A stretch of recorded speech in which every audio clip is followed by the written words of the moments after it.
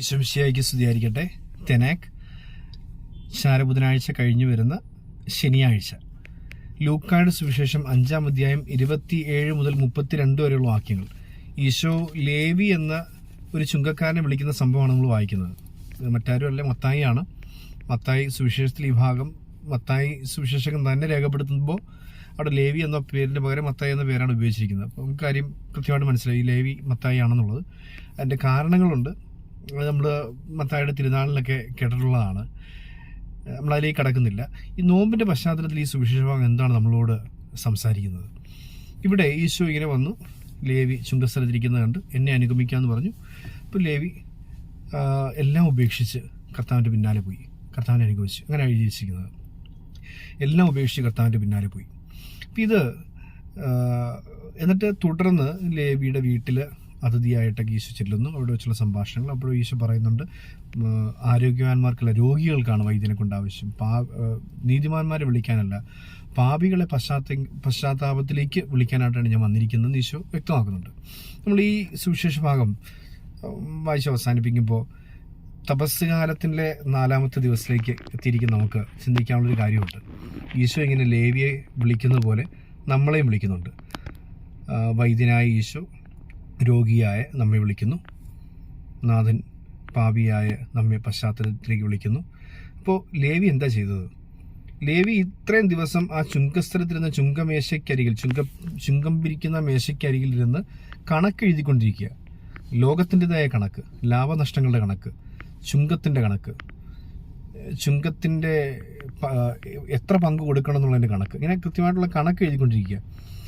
പക്ഷേ ഈ വിളി കേട്ട് കഴിഞ്ഞിട്ട് മത്തായി ലേവി ഈശോയുടെ പിന്നാലെ പോവുകയാണ്. എല്ലാം ഉപേക്ഷിച്ചിട്ട് ഈശോയുടെ പിന്നാലെ പോവുകയാണ്. എന്താ പിന്നെ സംഭവിക്കുന്നത് നമുക്കറിയാം. മത്തായി ഈശോയുടെ പുറകെ നടന്നു, ഈശോയോടൊപ്പം നടന്നു, സുവിശേഷകനായി മാറി.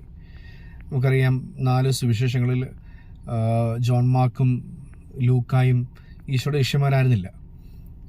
ജോൺ മാർക്കിനെ 12 പേർക്ക് പുറത്ത് ഒരാൾ ഇങ്ങനെ ദൂരെ മാറി ഈശോയെ നോക്കിക്കൊണ്ട് നടന്ന ഒരു ചെറുപ്പക്കാരൻ.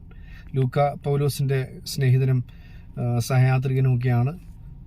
വലിയൊരു ചരിത്രകാരനും സാഹിത്യകാരനും. അയാൾ പഠിച്ചെഴുതിയതാണ് സുവിശേഷം. പക്ഷേ ഈശോയുടെ കൂടെ നടന്ന 2 പേർ എഴുതി സുവിശേഷം എഴുതി എന്ന് പറയുന്നത് മത്തായിയും യോഹന്നാനുമാണ്. അപ്പോൾ ഈ മത്തായി പിന്നെ സുവിശേഷം എഴുതിയ ക്രിസ്തു ആരാണെന്ന് നോക്കിക്കണ്ട് അത് എഴുതാൻ തുടങ്ങിയ.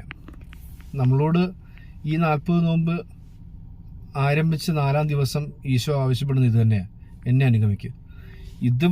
ഇന്ന് വരെ നമ്മൾ എഴുതിക്കൊണ്ടിരുന്ന ലാഭനഷ്ടങ്ങളുടെയൊക്കെ കണക്കെഴുത്തുകൾ നമുക്ക് നിർത്തിവെക്കാം. നമ്മൾ കുറേ കണക്കൂട്ടലുകളാണ്, ഭയങ്കര കാൽക്കുലേഷൻസാണ്.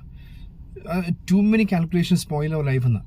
നമ്മളിങ്ങനെ കുറേ കണക്കൂട്ടലുകളിലേക്ക് പോകുമ്പോഴത്തേക്ക് അത് തന്നെ നമ്മുടെ ജീവിതത്തെ നശിപ്പിക്കുന്നുണ്ട്. ഈശോയെ നോക്കുക, യാതൊരു കണക്കുകൂട്ടലുകളും ഇല്ലാതെ ഇങ്ങനെ ഇറങ്ങി നടന്ന ഒരാളാണ്. തലചായ്ക്കാനൊരിടമോ ഇന്ന് എന്ത് ഭക്ഷിക്കുമെന്നോ ഇതിനെക്കുറിച്ചൊന്നും ഈശോ ആകുലനായിരുന്നിട്ടില്ല. ജനിച്ചപ്പം മുതൽ മരിച്ചടക്കം ചെയ്യുന്നവരെയും അങ്ങനെ തന്നെയായിരുന്നു. വേറെ ആരുടെയോ ഒക്കെ കാര്യങ്ങളൊക്കെ ഇങ്ങനെ കടം വാങ്ങിച്ച് ഉപേക്ഷിച്ച് നടന്നു പോകുന്ന ഈശോയെ കാണാൻ സാധിക്കും. ഒരു കാൽക്കുലേഷനും ഇല്ലാതെ ജീവിക്കാമെന്ന് പറയുമ്പോൾ അതിനെ ഭയങ്കര നെഗറ്റീവായിട്ട് എടുക്കാൻ വേണ്ടിയല്ല പറയുന്നത്. പക്ഷേ ഒരുപാട് ആകുലതകളൊന്നും ഇങ്ങനെ വെച്ച് പുലർത്തേണ്ട ആവശ്യമില്ല. നമ്മൾ കർത്താവ് തന്ന അനുഗ്രഹങ്ങളുടെ കണക്കെഴുതി തുടങ്ങും. കർത്താവ് നമ്മുടെ ജീവിതത്തിലേക്ക് ഇടപെട്ടുകൊണ്ടിരിക്കുന്നതിൻ്റെ കണക്കെഴുതി തുടങ്ങും. അതിനെയാണ് വിളിക്കുന്നത് സുവിശേഷം, ഗുഡ് ന്യൂസ്, ഗോസ്പെൽ. ഇതാണ് നമ്മൾ ചിന്തിക്കേണ്ടത്. നമ്മൾ ലേവി ആ കണക്കെഴുത്തൊക്കെ നിർത്തിയിട്ട് സുവിശേഷം എഴുത്ത് തുടങ്ങി എന്ന് പറയപ്പെടുന്ന സംഭവമാണ് ഈ 4-ാം ദിവസം 4 സുവിശേഷകന്മാരിൽ നിന്ന് നമ്മൾ ഉൾക്കൊണ്ടുകൊണ്ട് കൂടുതൽ മത്തായിൽ നിന്ന്, വലിയ ലേവിയിൽ നിന്ന് നമ്മൾ ഉൾക്കൊണ്ടിട്ട് പാടണം. അതായത് ഇനി നമ്മൾ ഇതുവരെയുള്ള ആകുലതകളൊക്കെ മാറ്റിവെച്ച് ഈ 40 ദിവസത്തേക്കെങ്കിലും ദൈവം നമ്മുടെ ജീവിതത്തിലേക്ക് വ്യത്യസ്തങ്ങളായ വഴികളിലൂടെ ഇടപെട്ടുകൊണ്ടിരിക്കുന്നതിനെ എണ്ണിയെടുത്ത് എഴുതി സൂക്ഷിച്ച് കർത്താവിനോട് നന്ദിയുള്ളവരായി തീരാം. അങ്ങനെ നമുക്ക് കർത്താവുമായിട്ടുള്ളൊരു ഒരു ഇൻറ്റിമേറ്റ് റിലേഷനിലേക്ക്, ഒരു ഏറ്റവും അടുപ്പമുള്ളൊരു ബന്ധത്തിലേക്ക് നമുക്ക് കടക്കാനായിട്ട് ശ്രമിക്കാം. അതാണ് ഈ സുവിശേഷ ഭാഗം നമ്മൾ ഓർപ്പിക്കുന്നത്. ലാഭനഷ്ടങ്ങളുടെ കണക്കെഴുത്തൊക്കെ നിർത്തിവെച്ച്, ഒന്ന് മാറ്റിവെച്ച് ക്രിസ്തു ഇടപെട്ട് അനുഗ്രഹീത നിമിഷങ്ങളുടെ കണക്ക് കൃത്യമായിട്ടും എഴുതി വയ്ക്കാം. അതാണ് എൻ്റെ സുവിശേഷം, എൻ്റെ ജീവിതത്തിലേക്ക് കിട്ടിയിട്ടുള്ള സുവിശേഷം.